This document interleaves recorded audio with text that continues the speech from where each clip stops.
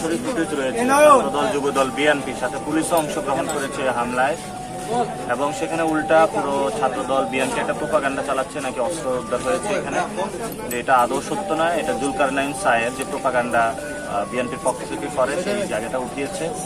আমরা এখন যে অবস্থায় আছি, থানায় আমরা ঢোকার পর থেকে হলো বিদ্যুৎ অফ করে দেওয়া হয়েছে, সার্ভার ডাউন করে দেওয়া হয়েছে, এবং আমাদের এখানে কোনো খানা দানা সবকিছু বন্ধ করে দেওয়া হয়েছে। এবং আইনমন্ত্রী এখানে ডিরেক্টলি হস্তক্ষেপ করছেন আসাদুজ্জামান, যেহেতু উনি ঝিনাইদহের। স্বরাষ্ট্রমন্ত্রী এখানে হস্তক্ষেপ করছেন মামলা না নেওয়ার জন্য। আমরা থানার সামনে অবস্থানে বসেছি মামলা নেওয়ার জন্য। এটা শুধু আমরা আমাদের জন্য বসি নাই, আমরা মনে করি বাংলাদেশের প্রত্যেকটা নাগরিক থানায় যায় হয়রানির শিকার হয়। আমাদের পুরা থানার যে ব্যবস্থাটা আছে এটাই পরিবর্তন করতে হবে, এবং নতুনভাবে মানুষের যে বিচারের অধিকার সেটা প্রতিষ্ঠা করতে হবে। কর্মসূচি কতক্ষণ? আমাদের মামলা না নিয়ে আমরা এখানে উঠছি না, যাচ্ছিও না। আমি থানায় দরকার হলো আমার যদি বছরের পর বছর থাকতে হয় মামলা নেয় না, আমি থাকবো, কিন্তু এখান থেকে উঠছি না, যাবো না।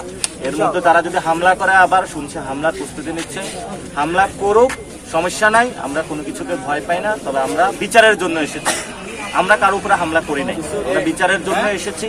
তারা হকি স্টিক বিভিন্ন দেশীয় অস্ত্র নিয়ে এসেছে, আমরা কিছু অস্ত্র উদ্ধারও করেছি তাদের থেকে, সেগুলো আমরা পুলিশের কাছে সুপর্দ করেছি।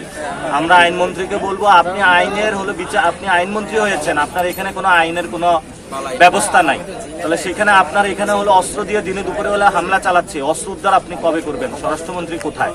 স্বরাষ্ট্রমন্ত্রী আগে এখানে অস্ত্র উদ্ধার করুক, ঝিনাইদহকে সন্ত্রাস মুক্ত নগরী হিসাবে ঘোষণা করুক।